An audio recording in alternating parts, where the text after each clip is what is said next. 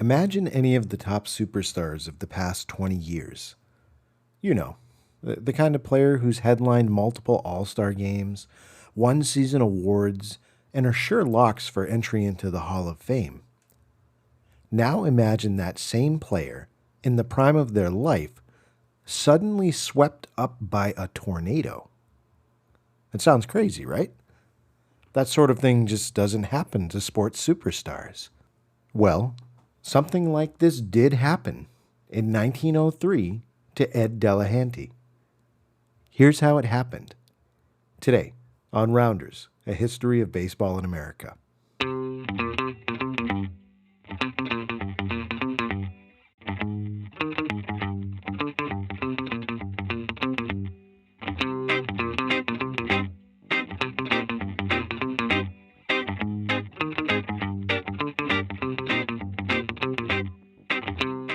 And hello, everybody, and welcome to another episode of Rounders, a history of baseball in America. I am, as always, your host, Jeff Lambert. Today, we're going to be talking about a gentleman named Ed Delahanty. Ed was one of the top baseball players of the 1800s. He was known as Big Ed, or the human grasshopper, or the king of SWAT. This guy could hit for power and average. He was a terrific fielder with a strong arm, and he was quick on the base paths. Reds hurler Philip Red Arrett said Delahanty was, quote, the hardest man in the league for pitchers to puzzle. Sam Crawford, another fellow player, called him the best right-handed hitter I ever saw. He was one of the greatest batters the game ever produced.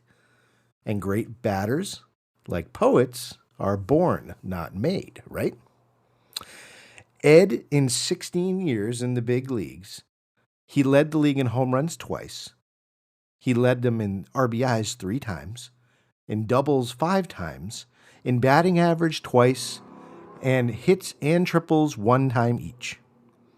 On 2 separate occasions, Big Ed went 6 for 6 in a game, and he once went 9 for 9 in a doubleheader. Ed Delahanty topped the 400 batting average mark in 3 seasons, and that is tied for the most in history with Ty Cobb, Rogers Hornsby. Those are among the players that he is featured with in the conversation of his talent. So why do we not hear about this guy as much as we probably should? Well, there's a reason, and unfortunately, his demise outweighs his accomplishments when it comes to people talking about him. So we're going to discuss both in today's episode. Ed Delahanty's life, his career, what happened that led to his untimely death, and then just kind of bringing it all together and reflecting on the type of player that he was and how we should remember him. So I really hope you enjoyed this episode. Let's get into it.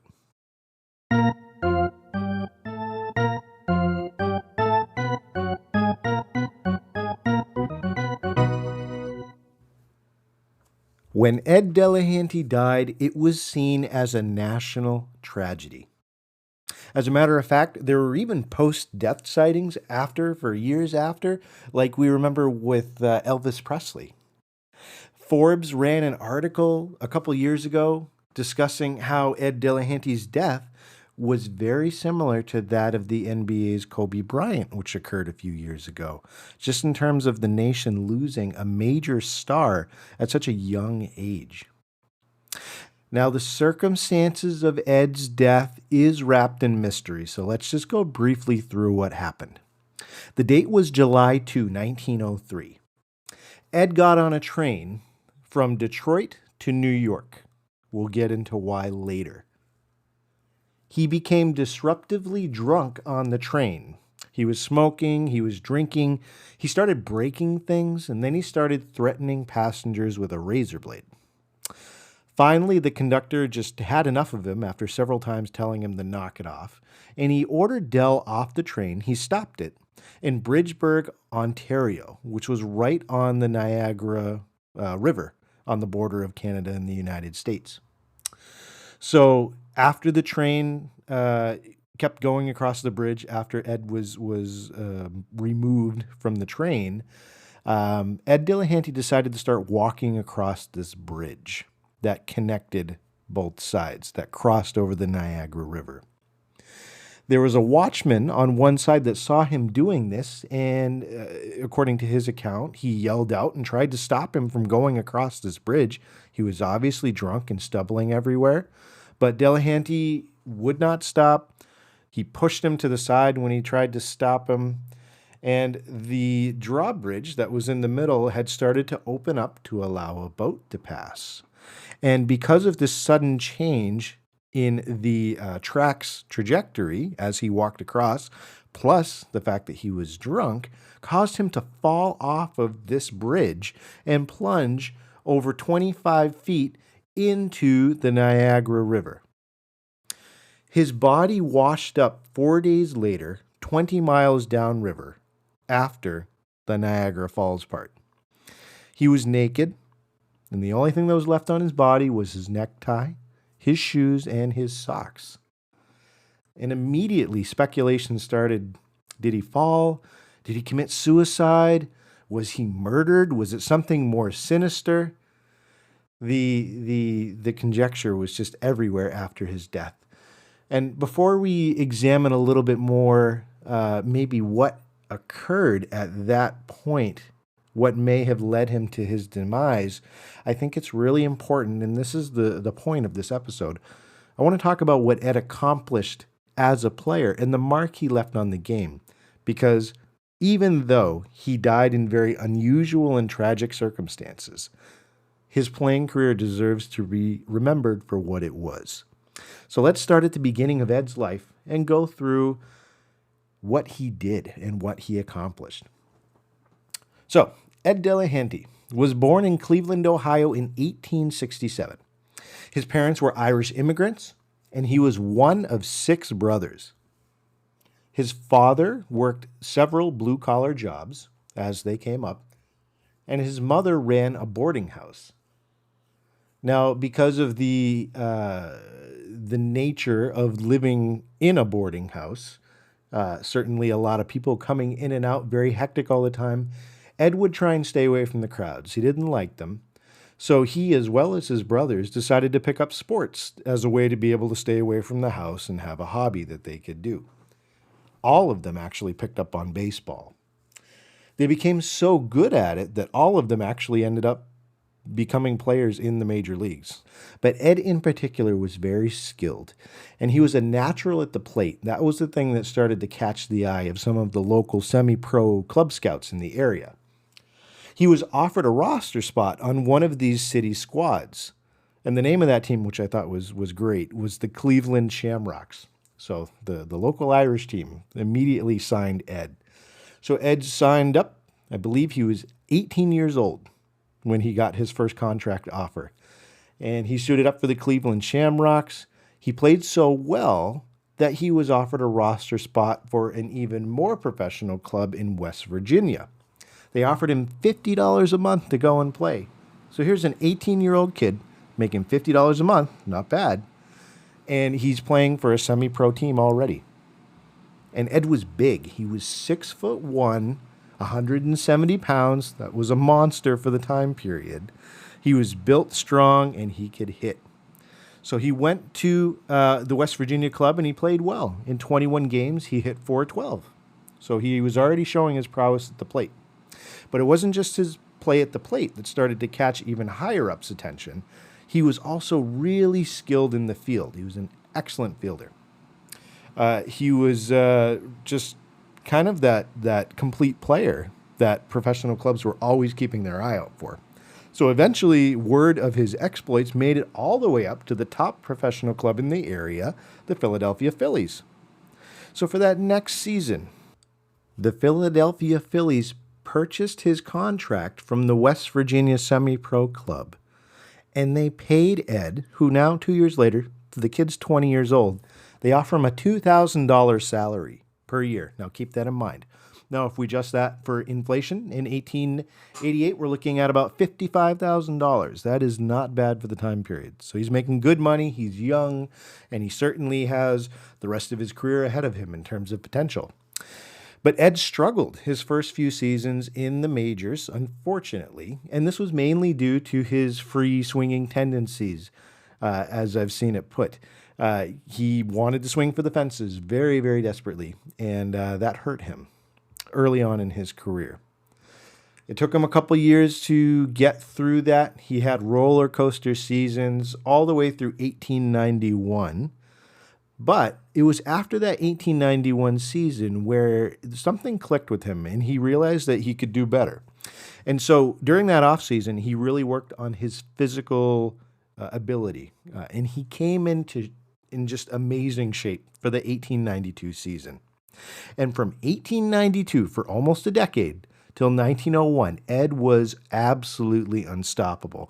And this is where he starts putting up the numbers that we certainly laud today and put him in the conversation with a lot of the greats that we discuss just in casual conversation. So let me give you just some quick hits about what I'm talking about during this 9-year span. Ed led the National League in every major offensive category 24 times over 9 years. So just to give you an example, he batted higher than 400 on 3 different occasions. He was the first player in baseball history to do that. He won 2 home run titles. He was the second player in history to hit 4 home runs in a single game. And if that doesn't sound impressive enough, 2 of those 4 home runs that he hit were inside the park home runs. He was a speedy kid. And we'll talk a little bit more about that in a second. In addition to that, he hit 4 doubles in a game.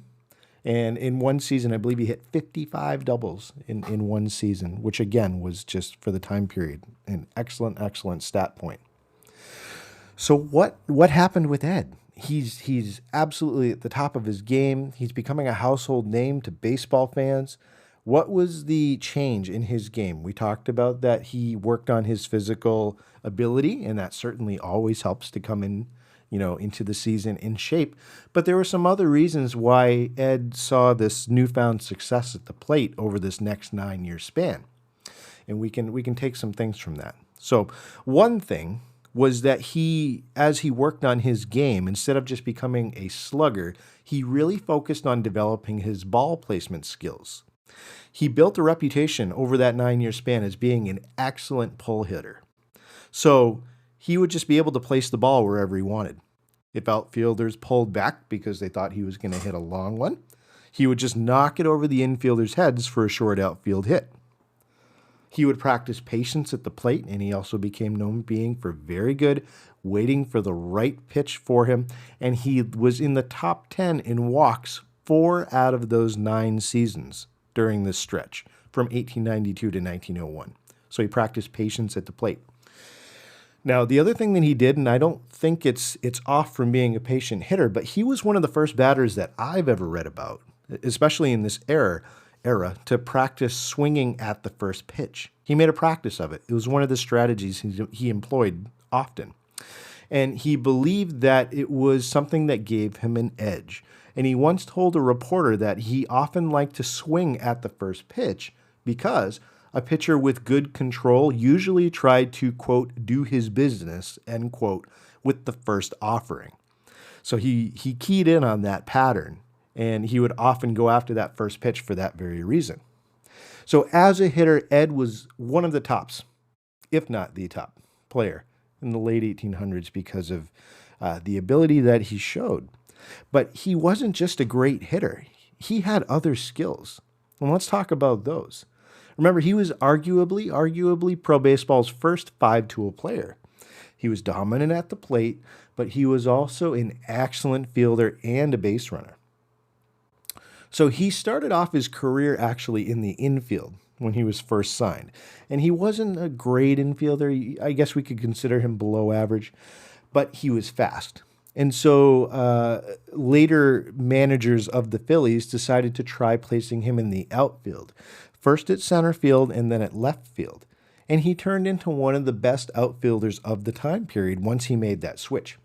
He was fast, so he could catch up on fly balls that most other outfielders would have given up on, and he also had a rocket arm.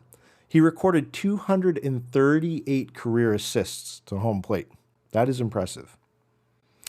In addition to his fielding ability, as I said, he was very fast, so that translated into him being excellent once he got a hit at the plate. So he could place balls wherever he wanted, like we talked about, and he could easily turn singles into doubles with ease, just no problem whatsoever. And just to give you an example of that, he stole 455 bases over his career. And that includes one of those seasons between 1892 and 1901 where he stole 58 bases in one season. So this guy was very good at running the base paths. So here we have a guy who can hit, who can play the field, who can run the base paths. He's everything that you want in a player, and he's becoming a household name. Now, let's talk a little bit about what happened in terms of leading up to this fateful night that occurred with Ed's life, ending tragically at such a young age. It all kind of ties together, and things started to go downhill for him after his 1901 season. So it was very commonplace during this time period, and really well into the 20th century, where team owners, they had total control over their players, and they would try and pay them as little as possible. I mean, we see this even in the 1919 World Series where the White Sox threw the series. That was one of the major reasons why they did it. They were so underpaid, and there was such a power imbalance between baseball's ownership and the players. And this is what Ed found himself dealing with as his career went on. He established himself as one of the league's best players. But star power wasn't really a thing yet. He was one of the first big names in baseball that people really knew. And mass media was just starting to become more commonplace. I'm not even going to say it was commonplace, because remember, we're talking about the 1890s. So we're not even there yet where there's a radio in every home. So Ed's certainly to be commended, because during this time period where he didn't have the means to be able to get a message out easily to the masses, he used his star power to try and push for more player control so they could have more of a say over their well-being. So, he started off in 1892. We're here in 1901. He had spent this whole time with the Philadelphia Phillies, and he hadn't won a pennant. And on top of that, the team owner had barely increased his salary.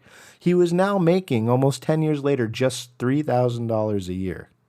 He started off at $2,000 in 1888, and now here we are, and he's only making $1,000 more a year. That's not much of an increase. It certainly wasn't at the top of the rung during this time in the league.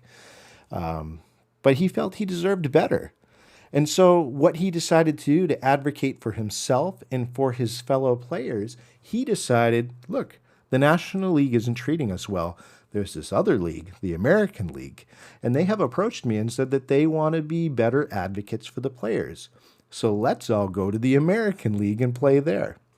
And he began kind of convincing other top players in the National League to jump ship with them. And he did.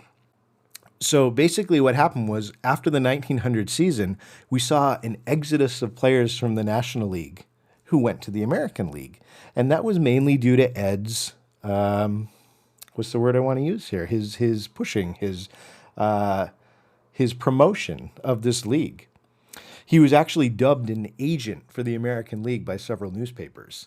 And so we saw a lot of the National League's top players leave with Ed to go to the American League. Now, for Ed's efforts, as he's trying to cash in on his star power, he signed a $4,000 contract with the Washington Senators for the 1901 season. And that included a $1,000 signing bonus. So he's making $5,000 just by making this switch. Very smart. So Ed did well in Washington. So going into 1902, 1901 wasn't a great season, by the way, for the Senators. I think they finished 5th. They didn't do well in terms of making strides towards winning a pennant, but Ed played well. And in the 1902 season, he did even better. He won the batting title for the American League, and that makes him still the only player to ever win, as of this recording, both a National League and an American League batting title. Impressive. But that 1902 season, that was really the peak of Ed's career. And things really went downhill for him after this. But it wasn't downhill in the sense that there was a drop in his playing abilities. It was something else. So what happened? We will discuss after we go to the 7th inning stretch. We'll be right back.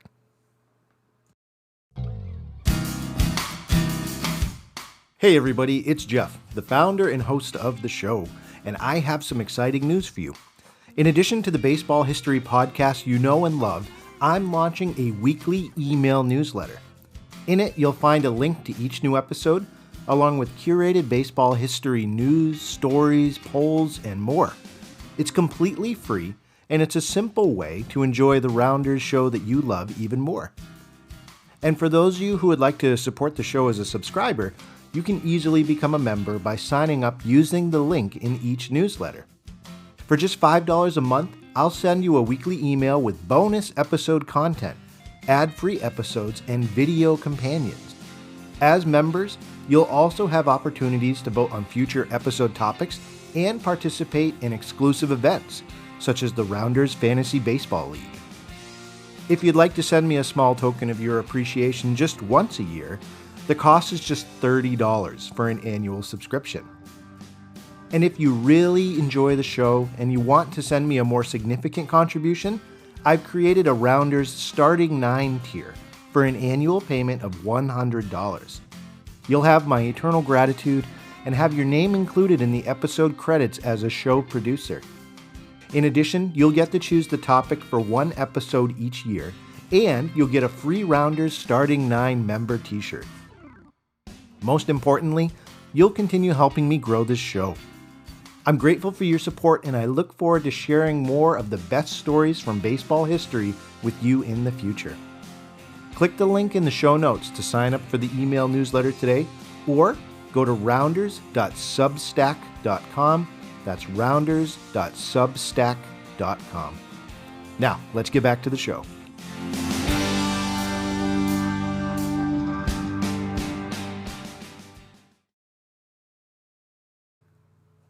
And welcome back to the show, everybody.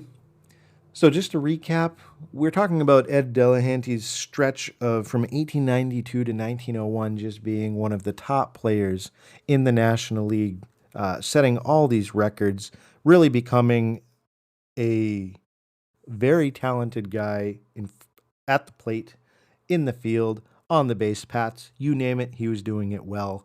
He decided that he wanted to advocate for himself more in terms of what he was making and trying to leverage his star power, and he jumped from the National League to the American League in 1901 and signed a contract for almost double with the Washington Senators. And then in 1902, that was his last big season. So there was a drop-off after this. That was officially really the last year of Ed's statistical run. And there was a reason for that, and it's going to lead into what we started off the show talking about, which was his untimely death. So what led Ed to get on that train and to be drunk and to get forced off of the train and to start walking across a bridge and fall off and die? What led up to that? Things must have happened, and there was a reason. Everything led up to this point, at least after the 1902 season. So let's run down what started to happen in Ed's life. After the 1902 season, during the off season, the first thing that happened was his wife Noreen became ill, and for the life of me, I could not find what she became ill with. So if I have any listeners that have found anything on that, please let me know. I really looked for quite a long time trying to figure this out. But be that as it may, Noreen did become ill, his wife, and he ended up having to spend a lot of their finances trying to address her medical situation. Now, to compound issues, Ed was also a very big drinker, loved alcohol, not exactly out of the ordinary for this time period, but he ran up drinking debts in multiple cities over multiple seasons, and he started getting pressure to pay off some of his tabs. So we have him already going broke because of his wife's medical situation. He has to deal with some debt from drinking, and on top of that, he's certainly drinking more because of this extra stress in his personal life. And on top of that, Ed was very into horse racing. So he had racked up some considerable debts betting on the ponies. So poor Ed here, he is in trouble financially. To top it off, to make things even worse, Ed sees his worsening financial situation. And in between 1902 and 1903, Ed decides, I'm going to try and leverage my star power even more. So he tries to go back to the National League. And he preliminarily signs a 3-year contract with the New York Giants. And he's going to make somewhere in the range of $6,000 to $8,000 a season. So that could potentially fix his financial issues. But and I'm getting ahead of myself. So in addition to the $6,000 to $8,000 per season he was supposed to get per season for 3 years with New York, the Giants also gave him an advance on his salary for his first season for $4,000. They gave him $4,000 up front. Now, what happened was there was a lot of infighting between the American and National League because they were stealing each other's players. And during this offseason between 1902 and 1903, the American League and National League they signed an agreement honoring each other's existing player contracts and saying that teams would not try and poach other teams' players by trying to, outspend. So all of a sudden, Ed found himself in a bad situation because the deal that he had just signed with the Giants to go back to the National League was now void. Doesn't sound like a huge problem at the top, but remember that cash advance I told you about? Yeah. Ed had already spent pretty much all of that $4,000 that the Giants had given him up front, and he didn't use all of it to pay off his debts. He still had debt. So now he's going back to the Senators, the team he tried to get out of. He owes the Giants, the team that was going to sign him, $4,000, and he's kind of stuck in the middle because he doesn't want to go back to Washington. He feels like he's being underpaid. He can't go to New York because of this new agreement, and he has to repay them the $4,000 that he already spent. So he decided to hold out, and he started negotiating with the Senators about what it would take for him to come back and play. Again, this was a move that was not commonplace for this time period, leveraging this type of player power. And he was actually able to get, for better or worse, because it didn't really fix the situation, he was able to get Washington to agree to pay back the $4,000 that he owed New York by taking $2,000 a year from his salary with Washington over the next 2 years. So he owes $4,000. They're going to take $2,000 out of his contract for the next 2 years. So I just threw a lot of numbers at you, but for those of you who may have been keeping math at home, Ed was only making $4,500 a year with Washington. So that means the league's top player is only making $2,500 a season because $2,000 right off the top is going to pay off his advance with his former team that could have been, however you want to say it. And he desperately needed money. So not only is he making considerably less than when he started this whole thing, he still has all these debts he has to pay off. So, this put Ed in a bad place, understandably. So the beginning of the 1903 season rolls around. He shows up to the Senators, first games. He's completely out of shape. He has not been taking care of himself. He's not motivated to be there. He was supposed to be in New York playing for the Giants and having a chance to win a pennant, which he always wanted, and making twice as much as he was making here with the Senators. But alas, that wasn't the case. So on top of that, so he shows up to the 1903s and he's out of shape. He's not motivated. And on top of that, it comes out to Washington's management that he was still trying to make backroom deals with other teams and other professional leagues around the United States to be able to jump ship and go play for them to try and get more money. So he's not there mentally or physically for this team. The season starts. He starts regularly showing up to games just drunk. He started giving away keepsakes of his, like precious things. He gave up his gold watch to a teammate just randomly. And his teammates thought, obviously this is very out of character for Ed. It was reported midway through this season that he took out a life insurance policy on himself and had attempted suicide by turning on the gas in his bedroom. There were also reports that came out during the season that he had threatened to kill himself several times. And this led to a lot of his teammates fearing for his safety. They decided to really keep a close eye on him whenever they were going back to the team hotel. Well, there was one night that Ed did not appreciate this babysitting from his teammates, and reportedly chased one of them away with a knife. So as you can see, Ed is spiraling out of control. Remember, he's 34 going on 35 right now. He's a young player. He had certainly some of his best years still to play. But that's not how things went. And so that brings us back to where we started. It's July 2, 1903. You just heard about the kind of season that he was having.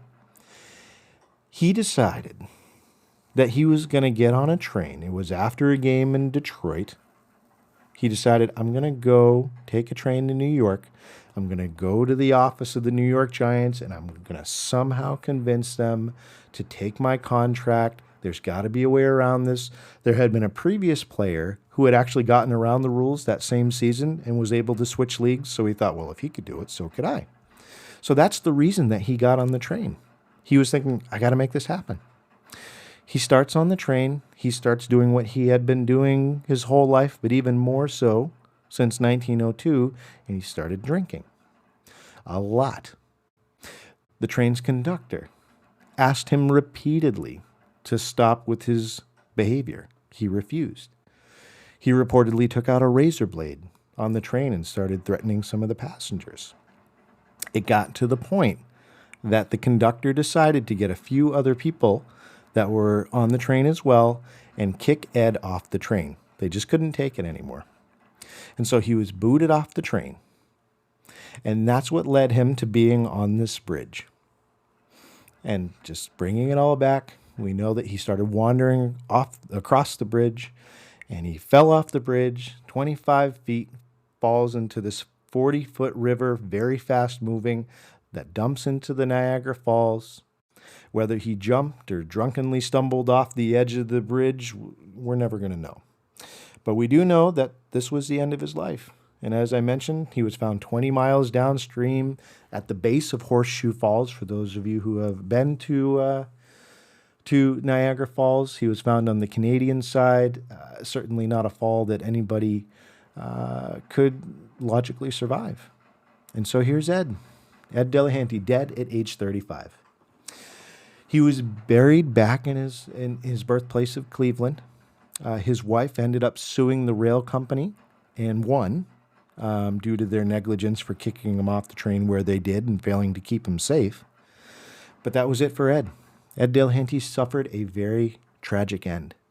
But really, the real tragedy is that we tend to remember the way he died more than the way that he played baseball, which is really the real crime. As we talked about, he had an impressive career, a Hall of Fame career. But this is someone I'm guessing a lot of us have never heard of or never knew really what he accomplished. Maybe you knew that he fell off Niagara Falls, but he deserves more than that.